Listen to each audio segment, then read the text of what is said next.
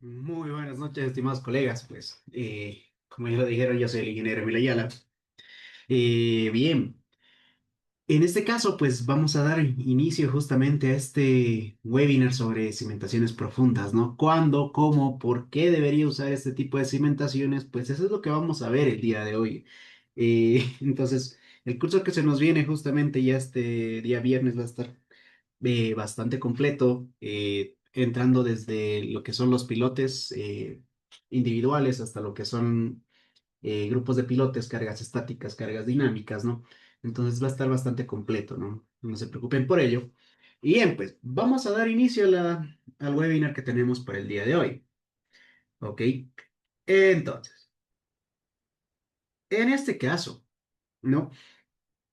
¿Cuándo yo debo en realidad usar cimentaciones profundas? En muchos casos, tal vez digamos cuando una zapata ya no cumple con la capacidad admisible, pero bueno, va a depender en realidad, ¿no? Va a depender. Vamos a ver entonces todos los criterios para escoger una cimentación profunda, ¿no? Bueno, primero, Eh, en este caso, ¿qué es una cimentación? ¿Qué es una fundación? Esto vamos a hacer un poco el webinar un poco más participativo, ¿no? Por favor, si me pueden ir escribiendo sus respuestas en el chat. ¿Qué es una fundación según ustedes? A ver, vamos con eso primero.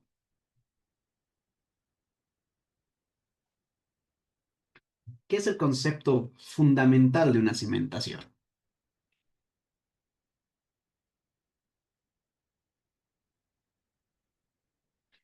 A ver, estamos bastante tímidos el día de hoy, ¿no? Bien. ¿Es el terreno natural? Puede ir por ahí la estructura que transmite eh, el peso de de la edificación al suelo. Bueno, va por ahí la cosa, va por ahí, ¿no? Bien, en realidad, la fundación no es solo un elementito, ¿no? Es un sistema que va a transmitir, justamente como Jorge lo dice, es un conjunto de elementos que pueden ser zapatas, vigas, pilotes, losas de cimentación, ¿no? Incluso podemos tener sistemas de losas con muros, ¿no? Pero una estructura que está justamente enterrada debajo de toda nuestra edificación que va a recibir las cargas provenientes de de la estructura, ¿no? Empezamos el recorrido de cargas, ¿cómo? Tenemos en la losa, bueno, esta es una edificación, ¿no? Tenemos la losa que transmite las cargas directamente a a las vigas y de las vigas se transmiten en las columnas y estas pues descargan en el sistema de cimentación. La idea justamente de estas cimentaciones es que uno, tengan la dimensión suficiente para que el suelo, dicho de manera coloquial, no se rompa, ¿no? Y aparte, deben tener estas las dimensiones adecuadas para que el mismo suelo no se deforme totalmente o no tenga una deformación grande, porque imagínense que en esta zapatita de acá yo tenga una deformación, digamos, de unos 5 o 6 centímetros, esto se va a hundir.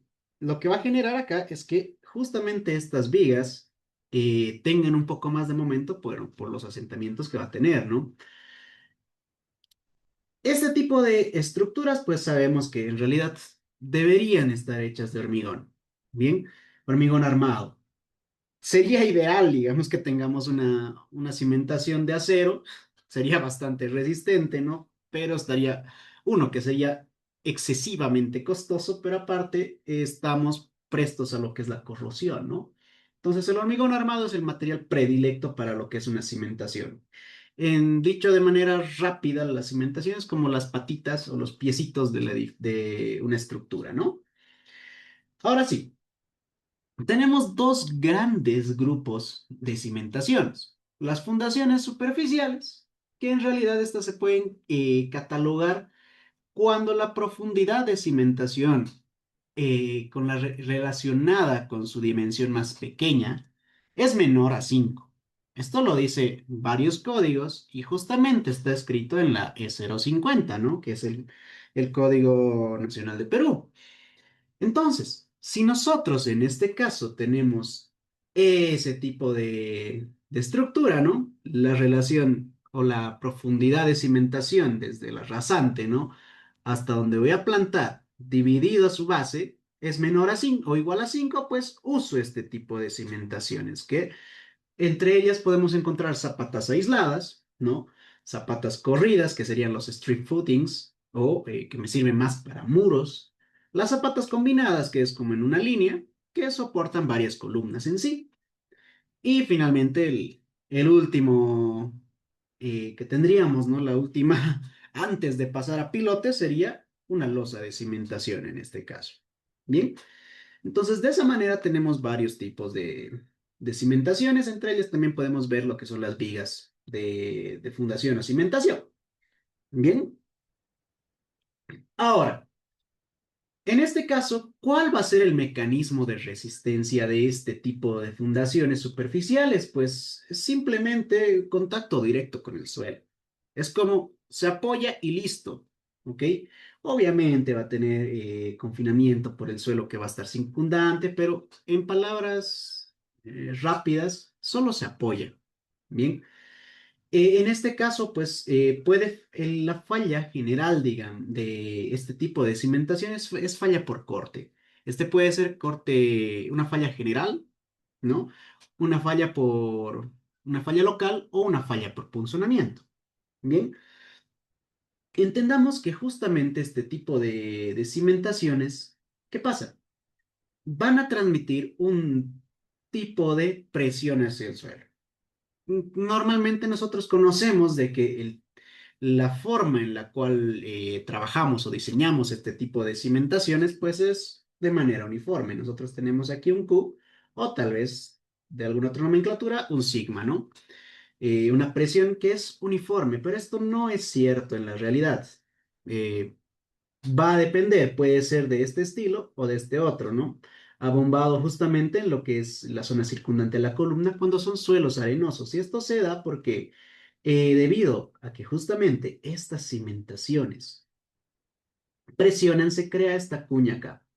Y esta cuña trata de desplazar estas radiales logarítmicas de acá, trata de hacerlas subir, ¿no? Y obviamente acá se va a bombar el suelo, de esta manera. Bien. Cuando son suelos arenosos, estos no tienen cohesión, ¿ok? Y como no tienen cohesión, las paredes laterales justamente tienden a desmoronarse. Entonces ahí pierde adherencia. Y bueno, de esa forma es que se reduce la presión en los laterales. Sin embargo, cuando hablamos de un suelo arcilloso, pasa lo contrario. Debido a justamente esa cohesión, esa adherencia que tienen las partículas de suelo, que es de manera eléctrica, tiende a confinarse mejor en los bordes, ¿no? Entonces, tenemos estos dos casos que son los casos, podríamos decirlos reales, de alguna forma. Pero obviamente sabemos que es bastante, bastante complicado trabajar con curvas. Solo recordemos este clásico ejemplo de, bueno, tenemos una viguita. Cuando nosotros realizamos el diagrama de cortante y momento a mano, tenemos esta viga y pues este diagrama me va a tomar, no sé, justamente, pues esto es Q por L entre 8, ¿no? Por L cuadrado entre 8. Entonces yo ya tengo de manera rápida su diagrama. Bien, esto es porque es cuadrada o rectangular.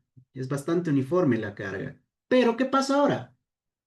Si, no sé si en la universidad o por hacer un ejercicio mental, ¿no? Hicieron este tipo de cargas que ya no son rectas, ¿no? De este estilo o tal vez de este otro, que son curvas prácticamente. Esto ya es una función. Bien. Entonces, cuando yo ya tengo esto, la anterior que tenía, que era rectangular, de esta manera, ¿dónde iba a estar? La resultante. La resultante iba a estar acá y esto iba a ser Q por L, siendo L la longitud, es decir, el área. Pero en este caso ya tengo curvas. ya no puedo hacer algo tan sencillo. Si bien hay fórmulas y demás, pero eh, esto ya no puedo sacarlo como Q por L, sino aquí directamente lo que tengo que hacer es integrar, ¿no? Entonces ya se me complica la cosa, ya es bastante más largo. Entonces, por esa misma razón es que, bueno, decidimos uniformizar las cosas. Bien, ahora, en este aspecto, ¿qué son las cimentaciones profundas, no? Si las cimentaciones superficiales son cuando la relación profundidad-ancho es menor a 5, pues las profundas van a ser lo opuesto, cuando la relación profundidad-ancho sea mayor a 5. Bien, en este caso, ¿qué tipos de cimentaciones vamos a tener? De cimentaciones profundas.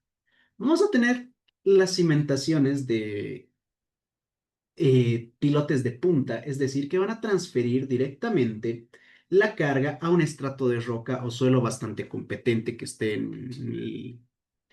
debajo de la tierra, ¿no? Es prácticamente como si una columna se apoyara sobre una base, ¿ok? Es como un poste, apoyar un poste sobre una roca. Por el otro lado tenemos los pilotes de fricción. ¿Qué son estos? También llamados pilotes flotantes. Estos se utilizan cuando yo no puedo alcanzar un estrato bastante duro o el estrato duro está bastante profundo. No está muy profundo y es inviable tanto constructivamente como económicamente llegar hasta ese estrato. Entonces, estos pilotes por punta ya no existirían, si no existiría un pilote por fricción. El pilote por fricción, pues, como esta, esta columna, digamos, una columna circular, se ve confinada por el suelo y como está confinado, obviamente existe fricción entre el suelo y el hormigón. Por tanto, pues, ¿qué pasa? Se crea una resistencia, ¿no? Esos son los pilotes por fricción. También tenemos lo que son las pilas, que son cimentaciones mucho más grandes, tienen un diámetro bastante grande, superior a los 80 centímetros, pueden ser excavadas manualmente o con equipo pesado, ¿ok? ¿Esto qué me va a permitir hacer? Si bien los pilotitos son como, bueno, columnitas, estas pilas pues son mucho más grandes, se usan en puentes y en edificios altos, ¿no? Y quédense muy bien con esto de edificio alto, porque lo vamos a agarrar más adelante. Y finalmente tenemos los micropilotes, que en términos sencillos un micropilote es un pilote pequeño, ¿ok? Que normalmente tiene un diámetro pequeño de menor a 30 centímetros. ¿No? Se usan justamente para reforzar edificaciones que tenían cimentaciones superficiales, pero que, bueno, han tenido algunas fallas justamente en su geotecnia, ¿no? Puede haber habido justamente una falla en el suelo o una deformación muy fuerte por asentamientos, ¿no? Entonces los micropilotes vienen a ser como unas ayudas a lo que tendría mi zapatita. Bien. Ahora,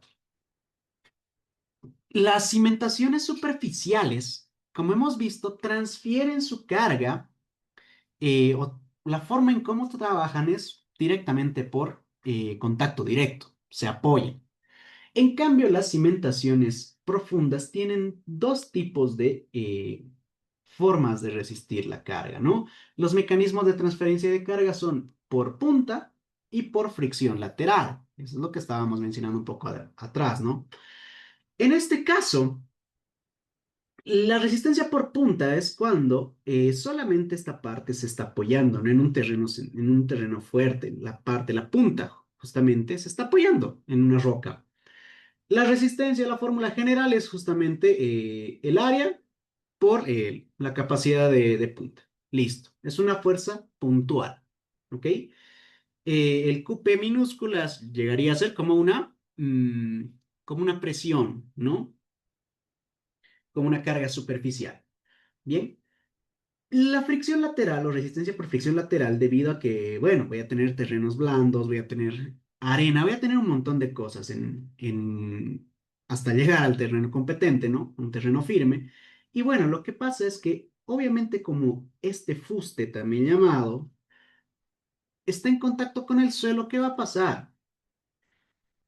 Como yo le estoy ingresando una carga de compresión justamente proveniente de la columna, esto se mantiene de esta manera, ¿no? Se descompone así. Obviamente lo que voy a tener va a ser un asentamiento. Debido a ese asentamiento, que puede ser, depende, unos 2 centímetros, 3, 4, eso ya lo vamos a ver, ¿no? ¿Qué va a pasar? Se crea lo que es fricción entre las partículas del hormigón con lo que es el terreno. Bien, la forma de cómo calcular esta resistencia es la sumatoria de todos estos segmentos de fricción, ¿no? Multiplicada por el área perimetral. Bien, yo tengo mi pilotito, un segmentito, entonces a ese llegaría a ser esta distancia delta L, que L llegue, entendamos que es todo esto, y delta L es el pedacito que tenemos acá, ¿no? Sería delta L multiplicado por justamente el perímetro, ¿no?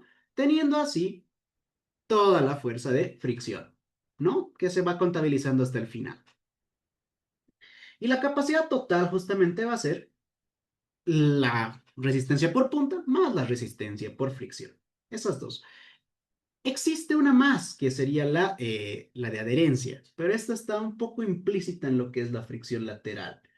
La bibliografía en muchos casos lo que hace es dividir lo que es la fricción para las arenas y la adherencia para lo que sea suelos cohesivos o arcillas, ¿no?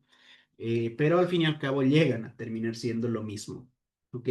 Llegan a ser fricción, ¿correcto? Ahora sí, ¿qué ventajas y desventajas voy a tener al usar cimentaciones superficiales? Obviamente, como todo sistema estructural, ya tenemos, por ejemplo, em, sistemas estructurales de pórticos resistentes a momento, sistemas de muros o sistemas duales, ¿no? Cada uno de ellos tiene como tal lo que son sus ventajas y sus desventajas. Por ejemplo, para un sistema hablemos de pórticos resistentes a momento, ¿no? En estos casos, pues tienen una capacidad dúctil bastante fuerte, pero solo se puede usar un sistema de resistente a momento para no tantos pisos. Ahí ya tendría que usar un sistema dual, ¿no? En cambio, cuando yo tengo un sistema de albañilería confinada, pues tampoco puedo usar para varios pisos, pero su rigidez es bastante fuerte ante sismo, ¿ok? Entonces, cada uno de los sistemas tiene sus ventajas y sus desventajas. Bien, ahora, ¿por qué amamos en realidad las cimentaciones superficiales? Bueno, para nosotros va a ser la primera cosa que vamos a pensar cuando estemos diseñando una edificación, ¿no? Pensamos ya directamente en una losa de cimentación o unas zapatas combinadas, ¿bien? Pero las ventajas que van a tener estos sistemas, más allá de que son el sistema que aprendemos directamente en la facultad, es aparte su economía. Son bastante más económicas que cualquier sistema de pilotaje, ¿no? Requiere menos material, va a requerir, en realidad, maquinaria no requiero, ¿ok? La velocidad de ejecución, pues solo se excava, se arma y se vacía. No tengo que usar equipos de vibración, no tengo que usar equipos de hincado o de perforación, ¿no? La simplicidad constructiva es bastante útil, ¿no? Porque no requiere una mano de obra altamente calificada. Con tal de que el grupo con el que yo estoy trabajando, la cuadrilla, tenga conocimiento en cómo trabajar con hormigón armado, pues está perfecto. Bien. Y aparte que este último también es muy importante, que muchas veces no lo tomamos en cuenta cuando estamos no en la etapa de diseño, sino en la etapa de construcción, es que este tipo de sistema no genera vibraciones extremas ni ruidos que puedan afectar justamente a los vecinos que vivan circundantes a la zona de construcción, ¿no? Pero todo esto sí, genial, pero ¿por qué nos van a dejar plantados en realidad? Nos van a dejar queriendo más. ¿ok? Las desventajas que van a tener este tipo de cimentaciones, pues depende mucho del suelo superficial. Si justamente nosotros tenemos una arcilla expansiva, limos sueltos o no tenemos un buen suelo a niveles superficiales, ya está ahí, hasta ahí fue. Tendría que usar cimentaciones superficiales bastante grandes, con el temor a que tenga fallas justamente o asentamientos, ¿no? Tienen límites de carga, pues no pueden soportar edificios grandes, ¿ok?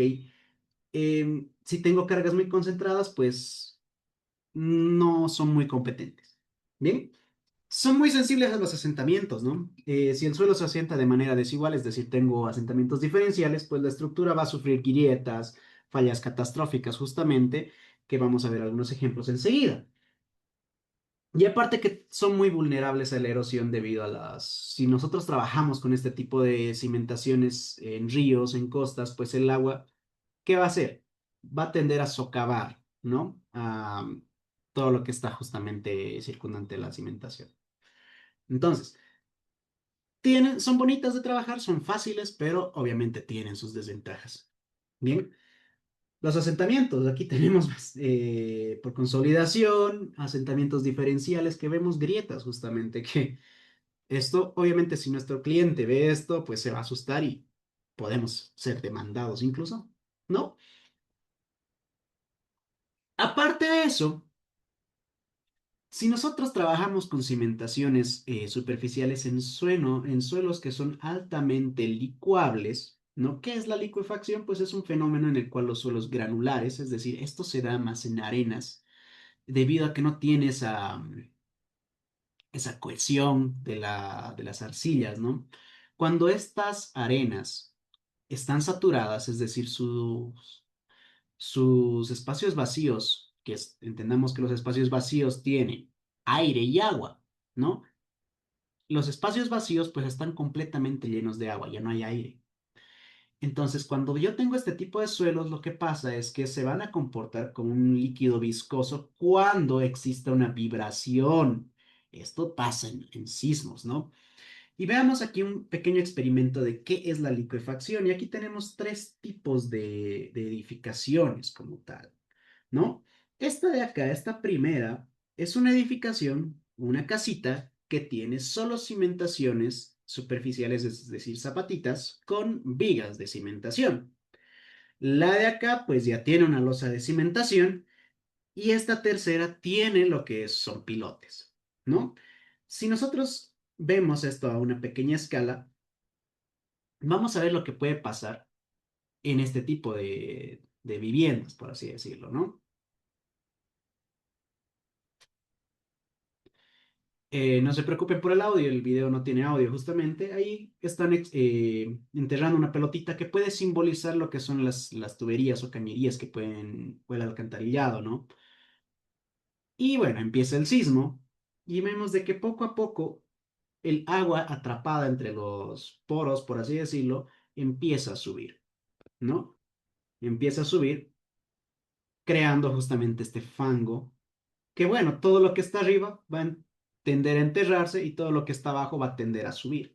Y vemos justamente que la casita que tiene solo cimentaciones de tipo zapata con vigas, pues ya sufrió un asentamiento bastante fuerte. Obviamente, como son elementos de escala, pues no se ve el daño. Sin embargo, ese tipo de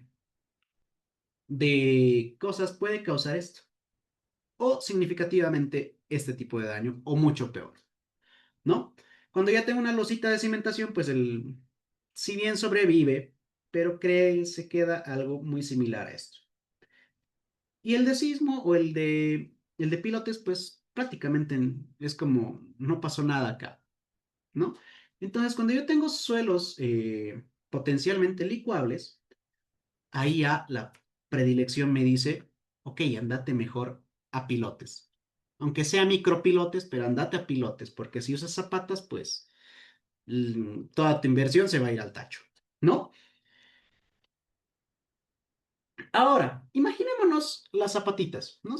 Todo lo que nosotros hemos creado, en realidad, en términos de ingeniería, pues sale de algún lado. Nosotros tendemos a copiar lo que nos da la naturaleza. En este caso, las zapatas o cimentaciones superficiales llegarían a ser como, o una edificación llegaría a ser como un ser humano, como una persona o como un animal o un ser vivo. Bien, en este caso, imagínense que la persona es un edificio alto. Entonces, este edificio alto tiene sus cimentaciones superficiales que llegarían a ser nuestros pies, ¿no? Perfecto, tenemos esto, que están enterradas levemente, ¿no? Pueden ser 3 metros si es que solo tengo lo que son un sótano, hasta 6 metros si es que tengo dos sótanos, pero la torre puede llegar a ser unos 50, 60, hasta 100 metros, ¿no? Que esto puede llegar a pasar. Si viene una persona, pues, y nos empuja, pues ya cayó todo el edificio, ¿verdad? Ya cayó y no hay nada que hacer. Esta persona, pues, ¿qué puede ser? Puede ser el empuje del viento, puede ser justamente el sismo, ¿no? Entonces, cuando yo tengo este tipo de cimentaciones superficiales, en edificaciones altas, ya puedo tener un volcamiento, ¿no? Ahora, hablando de las cimentaciones super profundas, ¿cuáles son sus ventajas y desventajas? Bueno, las cimentaciones profundas, pues, son la respuesta de alta ingeniería, ¿no? Tienen sus pormenores, no son tan sencillas de calcular como lo son las zapatas, pero esto llegaría a ser la solución definitiva prácticamente, ¿no? Y cuando ya no den, por ejemplo, las cimentaciones profundas, pues ya crearía una amalgama entre superficial y profunda y con eso ya podría trabajar, ¿no? Siempre tenemos el ingenio de nuestro lado. Ahora sí, ¿qué ventajas va a tener este tipo de cimentaciones, ¿no? Hablamos de pilotes, pilas, ¿no? O micropilotes, que tienen una capacidad de carga bastante alta, ¿no? Van a permitir la construcción de estructuras gigantescas, rascacielos, puentes que pues, van a ser imposibles para solo zapatos, ¿no? El Burj Khalifa, por ejemplo, sus cimentaciones son pilotajes, ¿no? Sus pilotes que van 50 metros bajo tierra. Es una barbaridad. Aparte, tiene independencia del suelo superficial, no atraviesan estratos de mala calidad para anclarse directamente en el suelo. Tienen un control de asentamientos mucho más alto que lo que sería con las cimentaciones superficiales. Reducen a casi cero el riesgo de hundimientos diferenciales, ¿no? Obviamente, hay que entender que está mal dicho y es una costumbre que se ha ido alargando, que se ha ido arraigando por el pasar de los años, que dice que los pilotes o un sistema de pilotaje no va a tener asentamientos. Esto no es tan cierto, ¿ok? Los asentamientos sí van a existir, no por el hecho de que yo tenga un sistema de cimentaciones profundas, no voy a tener asentamientos, sí lo voy a tener, pueden llegar a ser un poco mayores que las de cimentaciones superficiales, pero tenemos que hacer órdenes de magnitud igual, ¿no? En este caso sí van a existir asentamientos, pero los asentamientos diferenciales van a ser otra cosa. La resistencia a fuerzas laterales, ¿no? Son bastante excelentes para resistir el volcamiento causado por fuertes vientos o sismos. Justamente lo que veíamos con esa persona empujando a la otra. Bien, esto se puede entender como si yo tuviera unas raíces eh, clavadas justamente en el suelo, ¿no? Y tengo una seguridad por socavación. Bien, en puentes, muelles, que voy a tener corrientes de agua, ¿no? Ya no voy a tener el problema de la socavación. Bien, ahora sí, imaginémonos ahora ya no una persona, ¿no? La persona en este caso, con sus piecitos apoyados en la playa, un poco enterrado, sería un sistema de edificación con, sí, con cimentaciones superficiales. Ahora imaginémonos un árbol. Bien, si a este árbol una persona cualquiera trata de botarlo hacia un lado, no va a poder. ¿Por qué? Porque acá abajo tiene raíces y estas raíces obviamente van a tratar de evitar de que justamente este árbol se caiga, ¿no? A menos que la carga sea bastante fuerte, pero debería ser excesiva, ¿no? Es lo mismo pasa con un edificio. Los pilotes son como una analogía a las raíces de un árbol. ¿No? Este edificio puede ser de 100, 200, 300 metros, pero al fin y al cabo no va a pasar nada. ¿Ok? Ahora, siempre hay analogías a lo que son los pilotes o estructuras comparadas con partes de una estructura más pequeña. Un sistema de pilotes puede parecerse a una conexión también. ¿Cuántos de aquí han diseñado lo que son placas base? A ver, por favor, si me pueden decir si saben o si han diseñado en el pasado alguna placa base, una placa de anclaje, ¿no? Para conectar una columna de acero con un pedestal de hormigón. Algo así. Perfecto. Pierre nos dice que sí. Es algo muy similar, ¿no? Estos anclajes que se están hundiendo en el hormigón, pues llegan a ser lo mismo que un pilote, pero en escala mucho más pequeña, ¿no?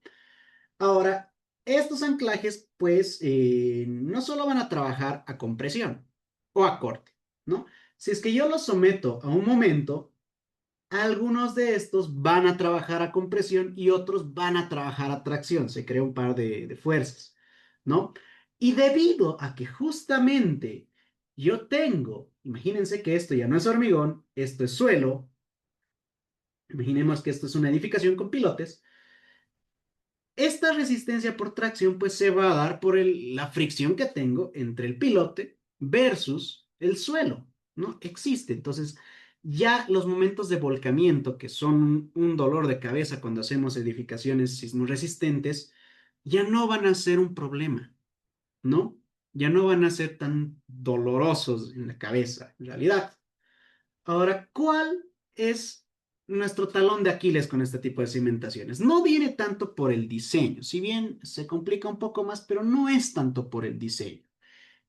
El dolor de cabeza que vamos a tener con este tipo de cimentaciones, pues es con la parte constructiva. Ya no tanto lo idealizado, sino ya lo real, ¿no? Me refiero a idealizado con modelos matemáticos, ¿bien? Costos elevados, pues van a requerir una inversión inicial bastante alta, ¿no? Debido al uso de maquinaria pesada, el acero de refuerzo, ¿no? Ya no voy a usar solo, bueno, imaginémonos una zapata de 1,50 por 1,50, entonces yo voy a utilizar varillas de, no sé, media pulgada de 5 octavos, pero con una longitud de 1,70 multiplicado por unas 20 veces, pues no es mucho. Estaría hablando de unos 30 metros de acero. Bien. En cambio, como ya tengo pilotes, un pilote, hágase la analogía como si fuera una columna circular. Una columna tiene acero transversal, estribos, como también el acero longitudinal, ¿no? Y si hablamos de este tipo de pilotes, pues pueden llegar a ser como de 5 metros hasta los 20, 30, 40 metros. Y obviamente tienen que ir armados. Por tal razón, pues el volumen o el acero de refuerzo que voy a usar es bastante alto, ¿no? La cuantía de acero es alta, aparte del volumen de concreto que yo voy a tener, ¿no? Tienen una complejidad técnica, van a necesitar un diseño geotécnico, datos geotécnicos, estudios geotécnicos más rigurosos y necesito personas especializadas en este tipo de estudios, ¿no? Porque no es solo hacer un SPT y listo. Tendría que empezar. Perfecto, el SPT está bien. Eso está como inicial. Pero aparte de eso, tendría que hacer un estudio geofísico. Y si tengo todavía la solvencia, ¿no? Tal vez realizar un CPT más, ¿no? Entonces, un SPT, un CPT y un geofísico para así yo tener justamente todas las herramientas para poder tomar decisiones, ya que si bien con una cimentación superficial, veía el número de golpes, de alguna manera puedo sacar lo que es la capacidad admisible y listo, ahí quedó. ¿No? No, en este caso tendría que ver las longitudes de los pilotes, hasta dónde van a llegar, el ancho de estos pilotes, puede ser 40 centímetros de diámetro, cuántos pilotes van a entrar por columna, ¿no? Y en qué zonas van a entrar. Entonces, ya el Yo- trabajo en este caso sí se complica y para tomar esas decisiones necesito muchos datos, ¿ok? Ahora, es muy difícil su inspección. Como no lo puedo ver, está encastrado en el suelo, pues no lo voy a ver, ¿no? No sabemos si ha quedado bastante bien, si el vaciado está bien, si ha habido segregación, no lo sabemos, ¿ok? Para realmente saber esto de si mi pilote ha quedado bien, tendría que exhumarlo, es decir, sacarlo del suelo y ahí verificar, ha pasado esto, ¿no? Tendría que ver muchas cosas, entonces ya no puedo inspeccionarlos de buena manera. Podría inspeccionar la parte superficial, pero ya no después, ¿no? Ahora, el impacto ambiental y urbano, pues, es incómodo, ¿no? Debido, esto va a depender si yo voy a tener pilotes hincados o pilotes perforados. Bien, de todas maneras es bastante incómodo para las personas que están alrededor de la construcción. Porque si yo hinco pilotes, voy a necesitar equipo de martilleo de Inca o equipos de Inca con vibración también. Esto me va a generar ruido excesivo y puede dañar los edificios vecinos, ¿no? Eh, entonces, es bastante incómodo el hecho de estar pilotando, ¿ok? Y aparte que voy a depender justamente de maquinaria. La maquinaria va a hacer prácticamente todo el trabajo al momento de construir, porque obviamente estoy hablando ¿de cuánto? Estoy hablando de hincar un pilote, no sé, de unos 20 metros, no lo voy a poder hacer a mano con un montón de martillos, ¿no? Sí o sí necesito un martillo hidráulico gigante con la potencia suficiente para hacerlo, ¿ok? O una perforadora también que puede ser, que yo tengo los pilotes perforados o rotados, ¿no? Entonces, voy a requerir mucha maquinaria. Maquinaria acá, ni sé hablar, ni hablar, ¿no? Esas son las complejidades, vienen más por la parte constructiva. Bien, aquí tenemos justamente diferentes tipos de maquinaria, ¿no? Esto es para justamente hacer pilotes rotados, ¿no? Vemos la magnitud, no son maquinarias pequeñas, son grandes, ¿bien? Y hay empresas especializadas que también son llamados piloteros, ¿no? En muchos casos los piloteros son los que realmente realizan el diseño de los pilotes, ¿no? Son los más especialistas en esto. Bien, pero esto no siempre debe ser así. El ingeniero estructural tiene que ir acompañado con este tipo de profesionales y tienen que hacer una amalgama de conocimientos para tomar las decisiones correspondientes, ¿no? Entonces, un ingeniero geotécnico siempre tiene que ir de la mano con el estructural cuando ya hablo de de las cimentaciones profundas, ¿no? Puedo tener este tipo de diferentes pilotes, ¿no? Tengo diferentes formas de realizarlos. Vemos que no siempre van a ser de este estilo rectitos, ¿no? Existe en diferentes puntas, diferentes formas de perforación que me van a generar este tipo de esquemas, este tipo de formas, ¿no? Que tenemos aquí un piloto tipo Atlas, que, bueno, parece un tornillito. Después el D-Wall, el Fundex y también el Oliver, que prácticamente este parece una escultura. Son pilotes exhumados, ¿no? De pruebas que se han hecho en Bélgica. De esta manera, pues tenemos diferentes, no solo eh, como una columna, sino puedo usar diferentes formas. Estos dos en específico, el Atlas y el Oliver, son bastante buenos y me van a otorgar mucha más resistencia a fricción, ¿no? Porque se van a encajar bastante bien en el suelo. Bien, ¿cómo y cuál voy a escoger? ¿No? ¿Cuándo voy a escoger una zapata o una cimentación superficial? ¿Cuándo voy a escoger un pilote? Primero, debo analizar el informe geotécnico, ¿no? Debo examinar lo que es el perfil estratigráfico. Si los primeros valores son bajos, como es el caso para este SPT que podríamos ver, y a la profundidad recién está incrementándose, ya esto me da pie para empezar a pensar en cimentaciones profundas, ¿no? Pero no solo quedémonos con un SPT, también podríamos usar un CPT, que en realidad cuando nosotros hacemos investigación geotécnica rigurosa, pues el CPT es el más adecuado, ¿no? Es el más completo. Bien, de esta manera, pues el número de golpes o el La resistencia del cono nos dicen, los diagramas nos van mostrando más o menos cómo es el tipo de estratigrafía, ¿no? Sabemos que el SPT es este y el CPT pues va a necesitar equipo especializado. Es mucho más caro. Por ejemplo, en Bolivia, hasta hace un tiempo, se tienen un montón de CPTs. En cada ciudad hay como 10, ¿ok? Pero CPTs, creo que he escuchado solo 3 que hay en Bolivia, ¿ok? Perú debe tener muchísimos más, pero se necesita equipo especializado. Es mucho más pesado, mucho más grande y obviamente es mucho más caro, ¿no?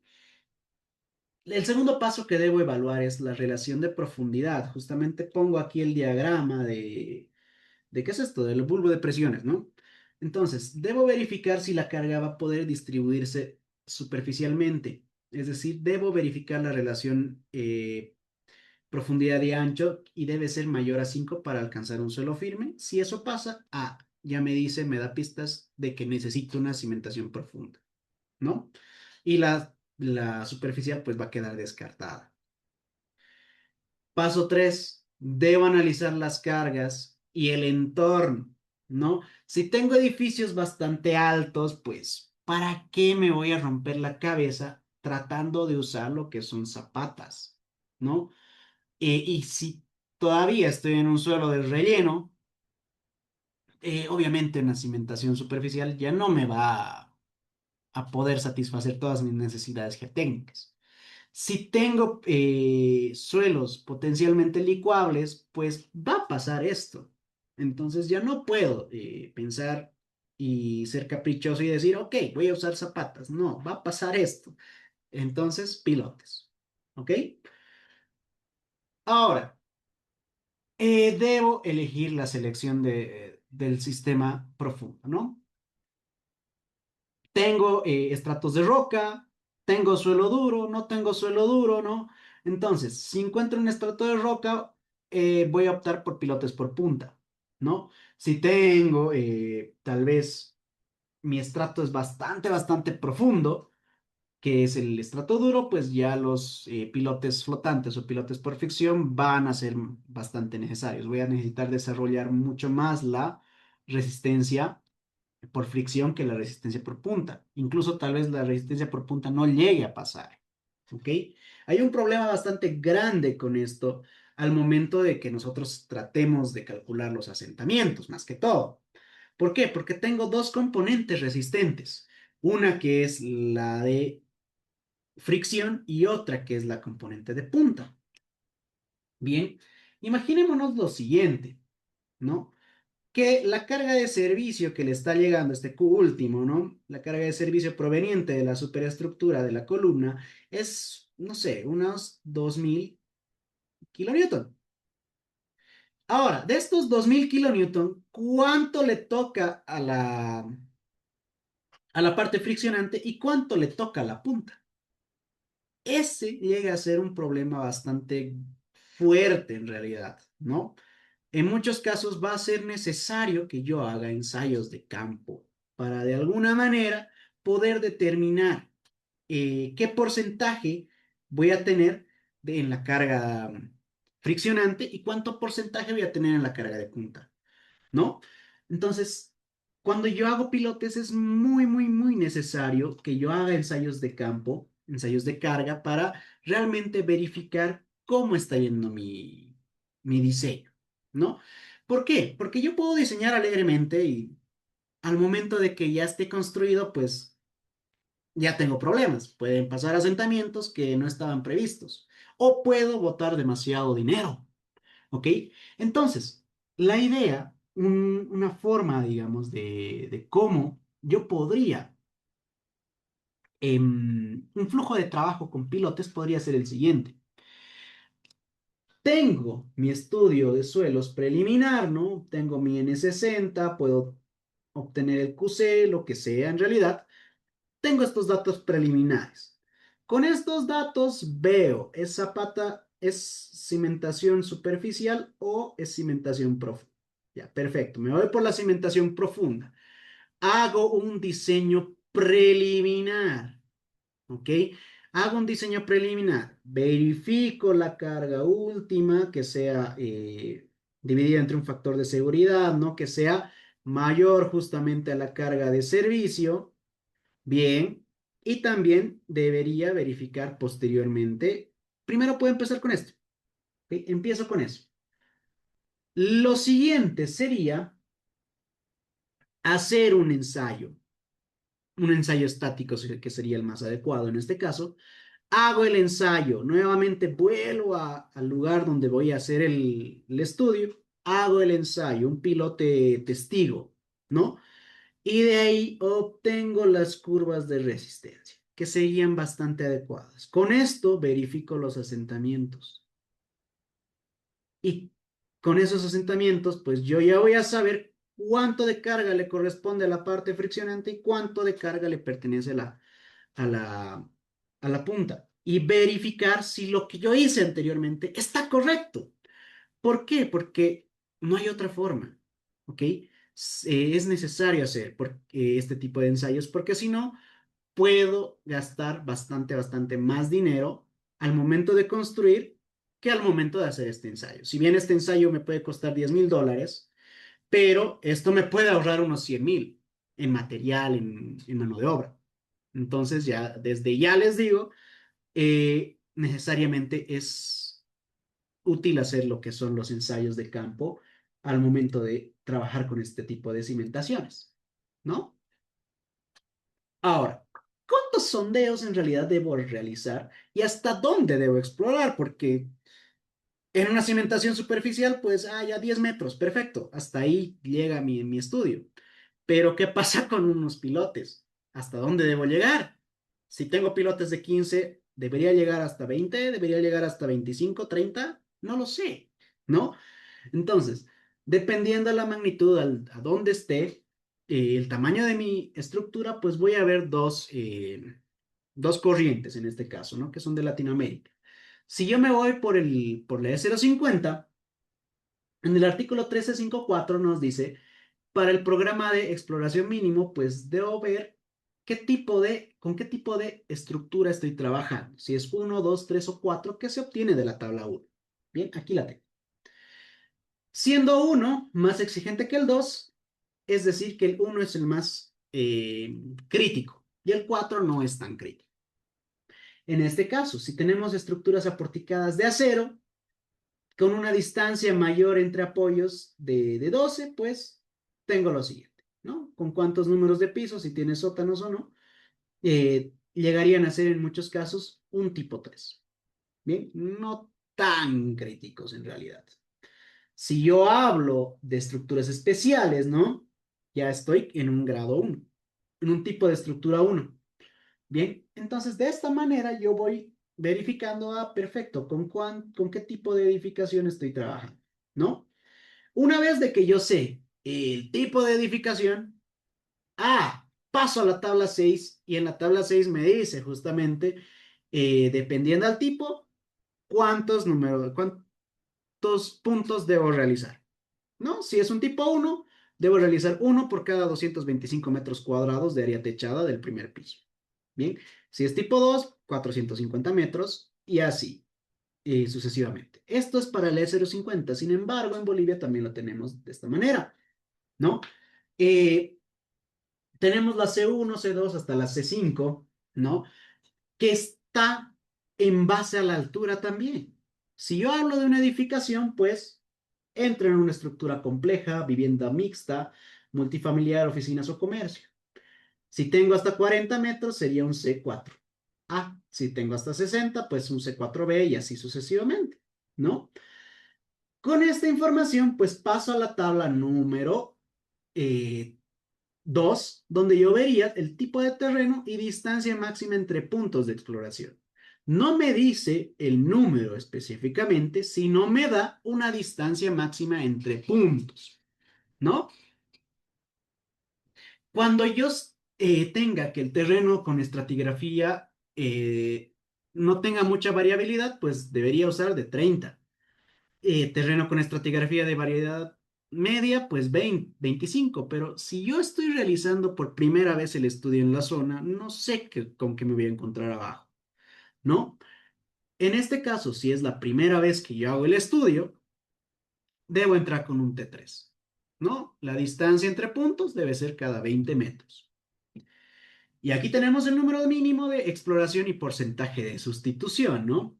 Si tengo un C4A, digamos, mínimamente debo hacer 3 puntos que no estén separados más allá de 20 metros. Bien. Ahora, ¿hasta dónde yo debo realizar estos estudios? En edificaciones que no tienen sótano, esto es para superficiales porque va a cambiar un poco el esquema cuando yo tenga superficiales y cuando yo tenga profundas. ¿Ok? Cuando tengo edificaciones sin sótano, pues es la profundidad, ¿no? Que me dice el DF más Z. ¿Qué es DF? En una edificación sin sótano es la distancia vertical desde la superficie del terreno hasta el fondo de la cimentación. Bien. ¿Y Z? ¿Qué es Z? 1.5 veces B, siendo B el ancho de la cimentación. ¿Ok? B es la distancia menor de la cimentación. Y cuando yo tengo sótano, a lo que tenía antes, debo aumentarle h, que h es la distancia vertical entre el piso terminado del sótano y la superficie del terreno natural. Para que se pueda comprender mejor, debo ver la figura 1C1, índice 3, que lo vería de esta manera, ¿no? Cimentaciones superficiales, solo zapatitas sin sótano. El DF está hasta el fondo de la zapata y Z, que debería ser 1.5 veces B, ¿no? Cuando yo ya tengo sótano, se tiene el siguiente esquema y así sucesivamente. ¿Bien? Ya para otro tipo de estructuras, cuando tengo tuberías o cañerías, y bueno, zapatos ubicadas en el límite de propiedad, ¿no? Para canales. Cuando yo hablo de cimentaciones superficiales en Bolivia, no me voy tanto a este 1.5 veces B. ¿Pero por qué es 1.5 veces B? Esto viene en realidad del bulbo de presiones, ¿no? Eh, la idea es de que con el bulbo de presiones, cada vez, aquí yo voy a tener una presión proveniente de la superestructura. Esta presión en un principio pues va a ser el 100% el primer contacto con el suelo, pero a medida de que yo vaya ingresando al suelo en profundidad, esta presión va a ir disminuyendo, ¿ok? Disminuye hasta llegar a un 10%. La idea es que yo llegue al 10%, ¿no? Y es lo que me dice la norma boliviana en este aspecto. Para fundaciones superficiales, la profundidad mínima se determina de acuerdo a dos de los siguientes criterios. Para base igual o menor a 6 metros, es la profundidad del nivel de fundación, el DF, anteriormente visto, más la profundidad a la que el incremento del esfuerzo vertical es del 10% de la carga aplicada. Es decir, yo debo llegar hasta acá. Bien, ¿cómo yo debo obtener este delta sigma, que es el 10% de la carga inicial? Esto se debe obtener efectuando un cálculo elástico basado en la teoría de elasticidad, ¿no? Es decir, la teoría de Boussinesq, en el centro de la cimentación, ¿no? Eso es lo que yo debo hacer. Bien, en el centro de la cimentación. No es tan rápido y alegre que nos dice de 1.5 veces B. Normalmente esta profundidad de el 10% se llega a los 2 veces B, 2.5 veces B. ¿Ok? Cuando tengo zapatas cuadradas o continuas sería al casi 4 veces B. ¿Ok? Ahora, cuando hablo de cimentaciones profundas, casi viene de la misma manera. ¿No? Aquí se me fue un error de typeo. Bien, ¿qué es H más DF más Z? Siendo DF, pues en una edificación sin sótano es la distancia vertical desde la superficie del terreno hasta el extremo de la cimentación profunda, ¿no? Z, en este caso, es 6 metros en el 80% de sondeos y 1.5 veces B en el 20% de sondeos. Es decir, si yo hago, por ejemplo, 4 sondeos, 3 de esos sondeos aproximadamente deberían ser a 6 metros por debajo de la cimentación, de donde yo voy a cimentar, y el último debería ser justamente a 1.5 veces B por debajo. ¿no? ¿Qué es B? En este caso, B es el ancho de la cimentación que está delimitado por los puntos de todos los pilotes. Algo así, ¿no? Yo tengo justamente el grupo de pilotes considerando no de centro a centro, sino de los bordes. B es la distribución más pequeña, la distancia más pequeña, ¿no? Entonces, aquí yo tendría B 1.5 veces abajo, eso sería para el 20% de los sondeos, y 6 metros por debajo para el otro 80%, ¿no? Entendamos que DF va a ser el lugar donde yo ponga la punta de el pilote. Bien, entonces es una profundidad bastante competente, ¿no? No estamos hablando de 5 metros, estamos hablando ya de 20 por lo menos. En Bolivia, pues solo se reduce a esto que nos dice la profundidad del nivel de fundación de F más 2 veces el ancho del grupo de pilotes o 10 veces el diámetro del pilote aislado, ¿no? En vez de ser 1.5 nos dice 2 veces. Y listo. Algo tal que así. Y obviamente esto nace también por lo que es el bulbo de presiones, ¿no? Ahora sí, los métodos constructivos. ¿Con qué me voy a encontrar en realidad? En este caso, hablemos primero de qué materiales puedo usar en los pilotes. Puedo tener pilotes de madera, pilotes de concreto vaciado en sitio, pilotes de concreto prefabricado, de acero, como también pilotes compuestos, es decir, de acero con hormigón. Pueden ser de este estilo, es decir, pilotes de acero recubiertos de hormigón o pilotes tubulares, perfiles tubulares, rellenados con hormigón, ¿no? Puedo tener estos tres, estos cinco. En realidad, los más comunes llegan a ser los de concreto.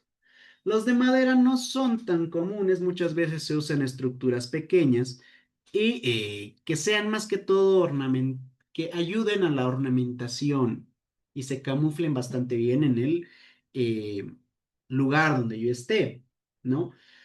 Los pilotes prefabricados, en muchos casos, se usan para cuando tengo pilotes hincados.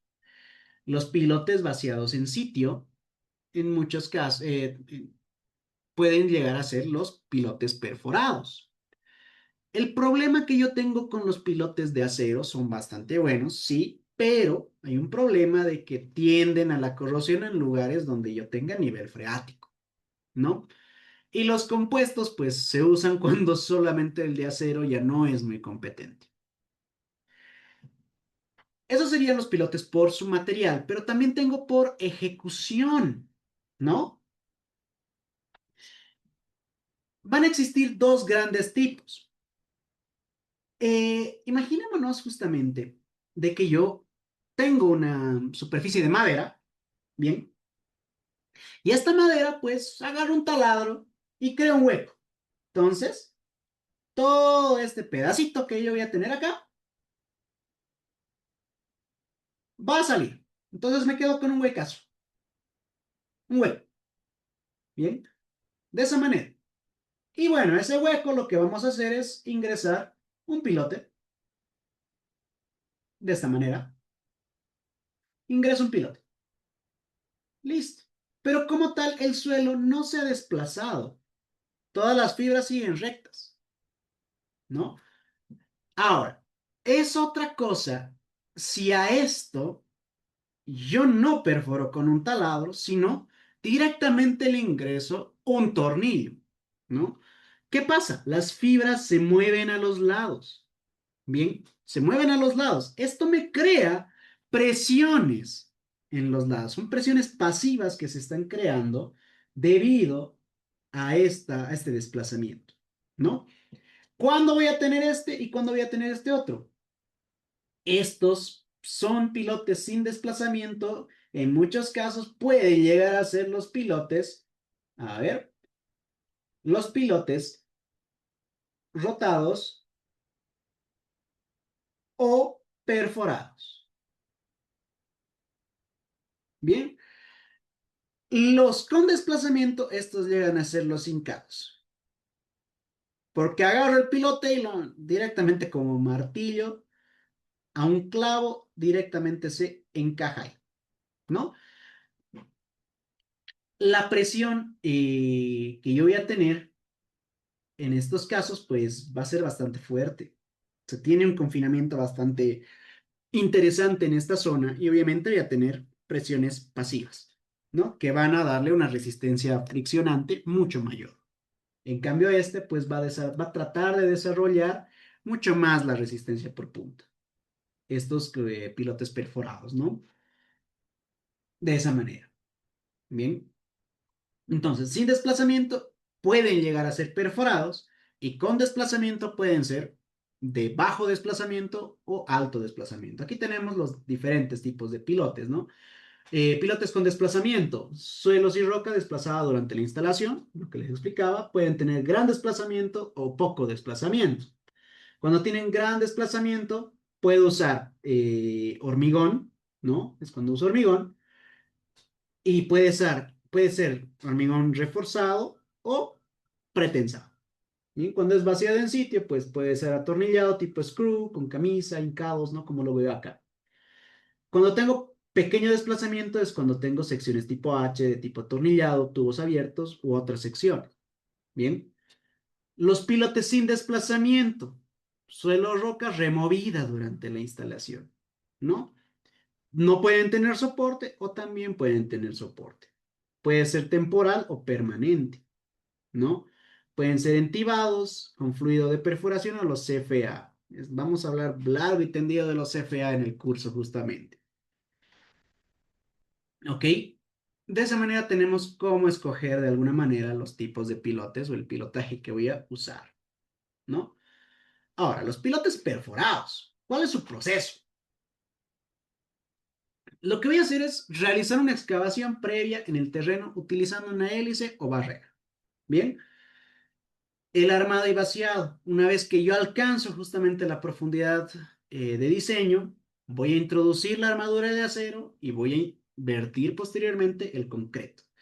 Este de acá, de primero introducir la armadura de acero y después el concreto, pues va a variar dependiendo al tipo de pilote. No siempre va a seguir ese orden.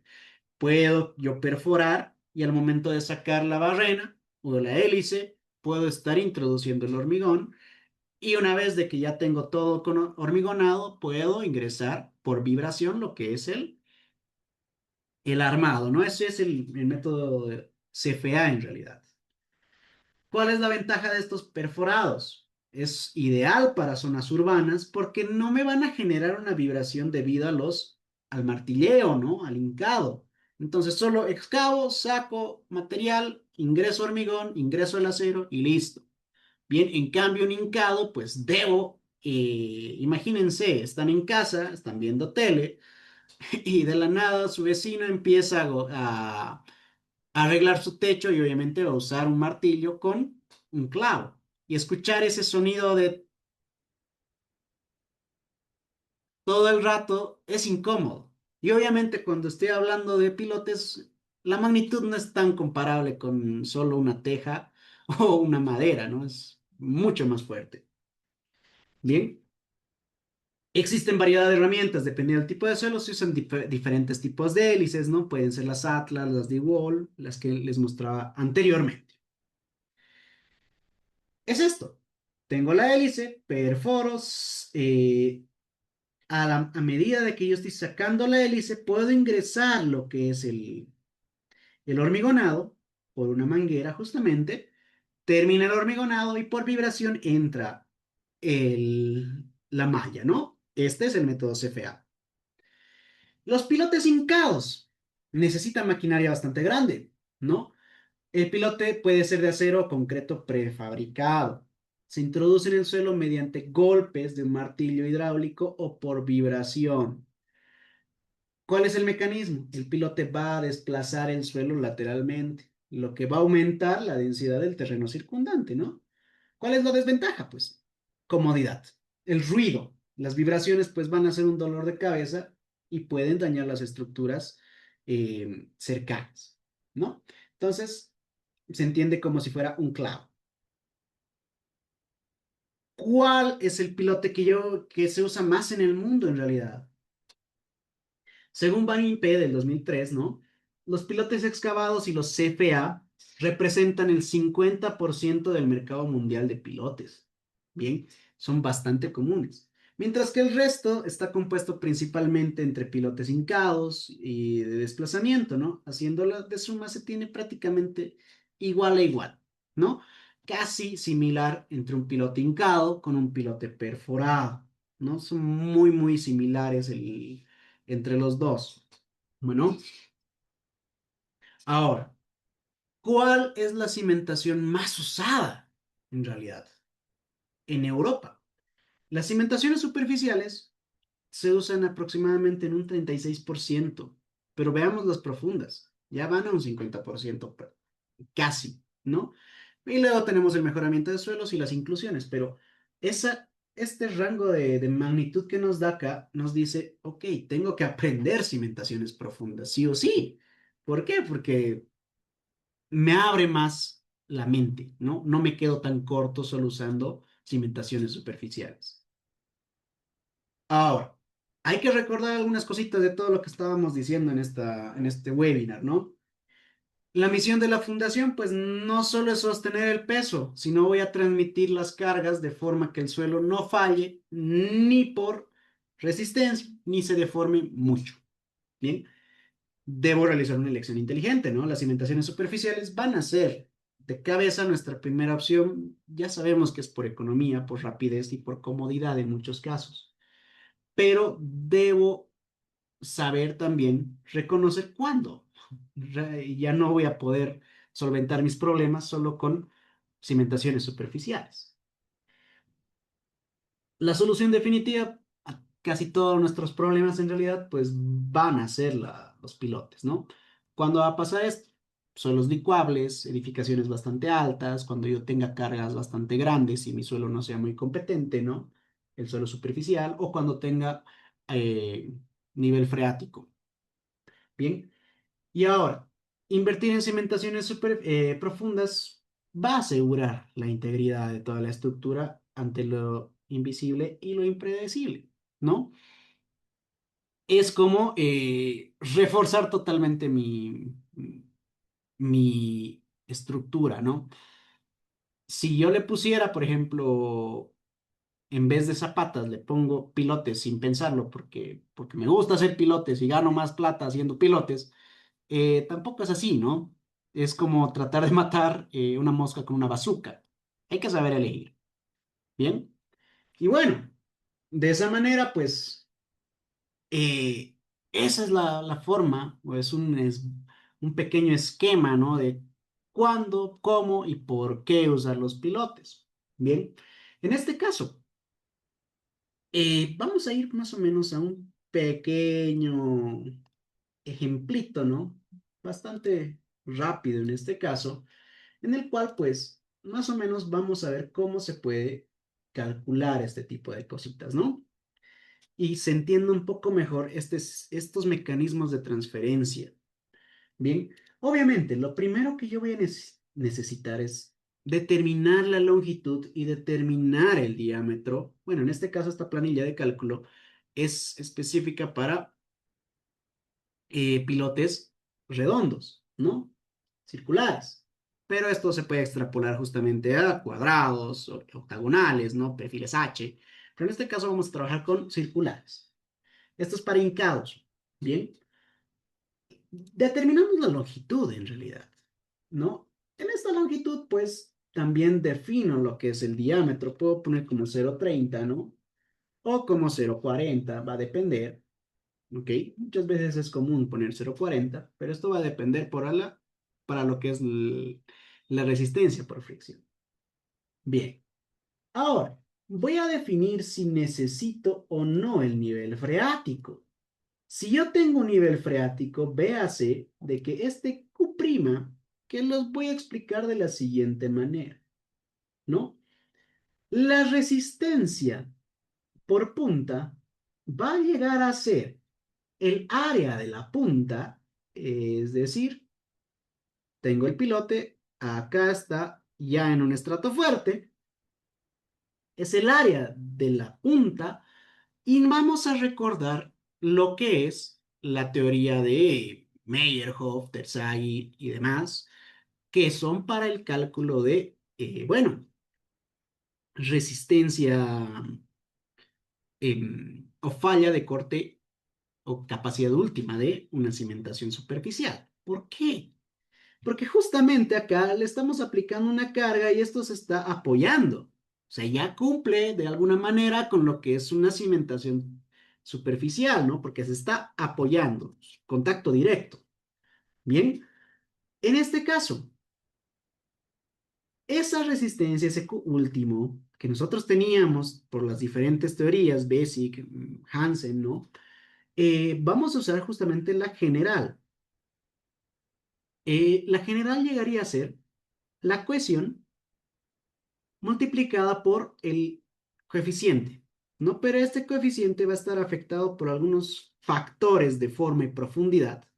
Y a esto le debo llegar a sumar también la carga, ¿no?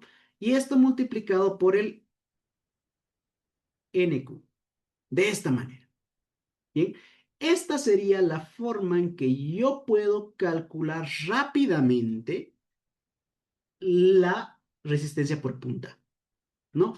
Obviamente, todo esto tiene sus fórmulas, que son factores, ¿no? Que estos están denotados acá. Vamos a abrir esto un poco, ¿ok? Aquí están los factores, NC, NQ, FC, FQS, FCD, ¿no? Todos los que veíamos justamente al momento de realizar esta fórmula de resistencia, ¿no? Y el NC, pues técnicamente sería, o el NC asterisco sería el NC multiplicado por el FCS y por el FCDI, ¿no? Y el NQ asterisco sería lo mismo, pero con los que tienen Q. Bien, de esa forma, entonces, algo similar a lo que yo tendría en una cimentación superficial voy a tener en la resistencia por punta. Bien, ahora, en este caso, ¿qué me va a interesar? ¿Qué me va a interesar? Me va a interesar en qué punto. Me va a interesar en el punto donde yo alcance la longitud, ¿no? Obviamente acá, para hacerlo más esquemático, se ha puesto que el QP sea para cada una de las alturas, ¿no? Pero si ponemos, por ejemplo, acá 12, se van a repetir varias, ¿no? Entonces la máxima llegaría a ser 969 kilonewton.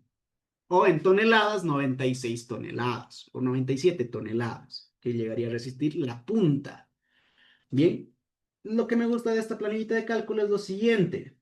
Aquí puedo definir si es un pilote hincado, un pilote con alto o bajo desplazamiento, esto para obtener esta parte de la punta más que todo, porque la parte de lo que es la resistencia por fricción tiende a ser más diferente cuando es perforado que cuando es hincado, por lo que les decía de las presiones pasivas que existen por el desplazamiento, ¿no? Lo siguiente, necesariamente es obligatorio que yo tenga un perfil estratigráfico, ¿no? En este perfil estratigráfico puedo tener hasta, no sé, acá, pongamos que estos son 15 metros, como lo tenía hace un momento, ¿bien? 15 y esto que sea 0,36. Ahí. Que hasta los 4 metros yo trabajé con una grava, una arena gravosa, ¿no? De esta manera. Una arena gravosa, ahí. A partir de los 5 metros para abajo, yo debería trabajar, no sé, le vamos a poner un nivel freático. Sí, ¿ok? El nivel freático está a partir de los 5 metros. Perfecto. Y esto va a ser una arena saturada.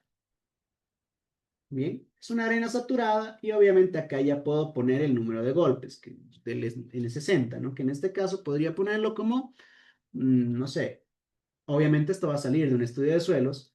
Bien, aquí podríamos ponerlo 25, 25 para cada uno de los metros, ¿no?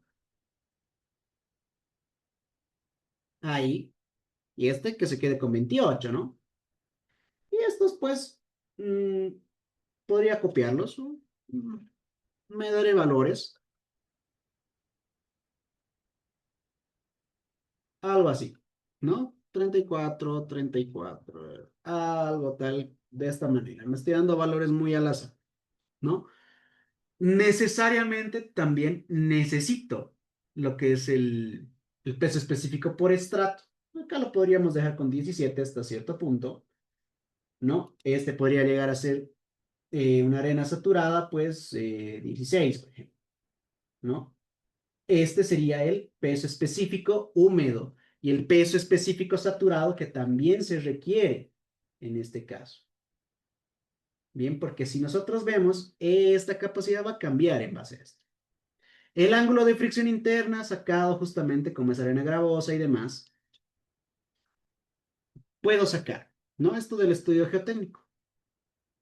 Aquí este puede ser, no sé, unos 28 me parece bien, y desde aquí para abajo puede cambiar a unos 27 o 26, ¿no? De ahí para abajo. La cohesión, pues puede ir de esta manera, ¿no? 15 y para abajo. Bien, entonces ya tenemos todos los casos. Esto lo voy a ocultar de esta manera, ¿no? Ocultar. Lo tenemos. Y justamente voy contabilizando, ¿no? Tengo el NC, tengo el NQ, tengo la cohesión, ¿no? Y tengo esa carga justamente que sería, mostrar nuevamente, esta carga que es la carga efectiva, la presión efectiva. Bien, recordemos presiones efectivas.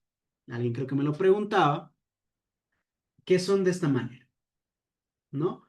Yo tengo eh, un suelo que puede tener un peso específico, un ángulo de fricción, una cohesión. Y esto está a una distancia z. Acá voy a tomar un cubito infinitesimal. Entonces, ese cubito pues tiene una fuerza que viene por el peso de todo lo que tendría acá.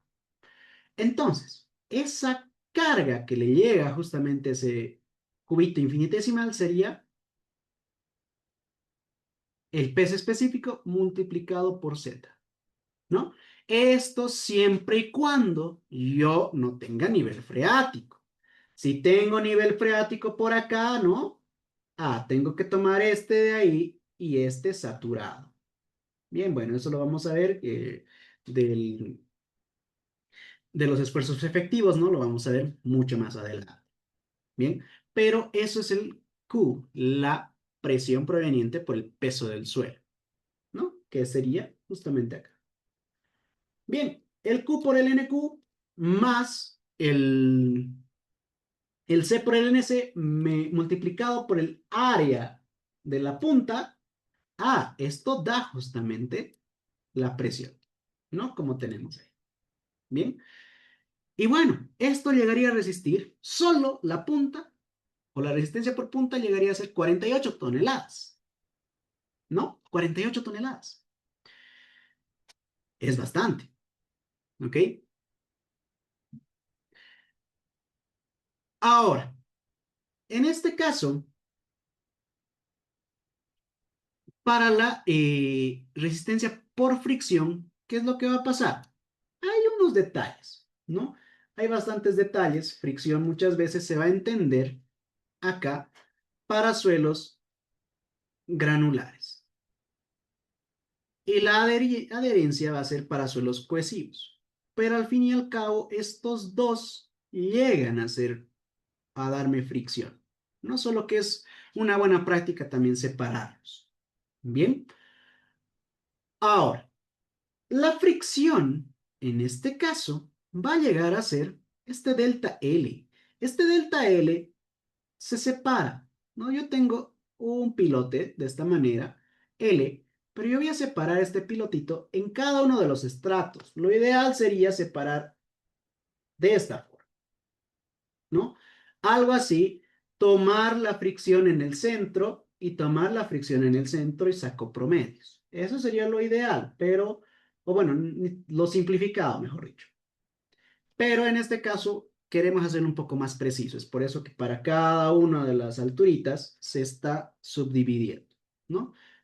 Ese sería el delta L, se está tomando como un valor de 1. Bien, la resistencia justamente a fricción va a ser la sumatoria de qué? Va a ser la sumatoria de la fricción multiplicada por el delta L, multiplicado por el perímetro. Bien, lo que les mencionaba de esta manera, ¿no? La envoltura, esto es delta L, y bueno, tengo el perímetro de todo el pilote, que sería de esa manera, ¿no? Hay formas de calcular el F, y ahí entran justamente algunos factores que son por empujes pasivos y por fricciones, ¿no? Entonces ahí voy a tener que usar justamente el ángulo de fricción y demás para el tema de la fricción y la cohesión para el tema de la parte cohesiva, ¿no? Ahora, una vez de que yo tengo eso, ¿no? Hago el cálculo para cada uno de los pedacitos. Bien, y al final, pues para contabilizar la fuerza general que me da la fricción, tengo que sumar todo.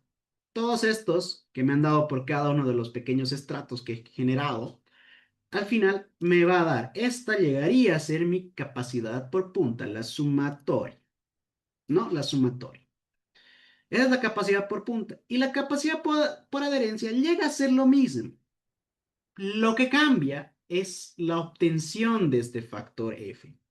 Hay diferentes métodos, el método alfa, el método lambda, el método beta, ¿no? Hay diferentes métodos para determinar justamente la adherencia o la fricción, también llamada en arcillas.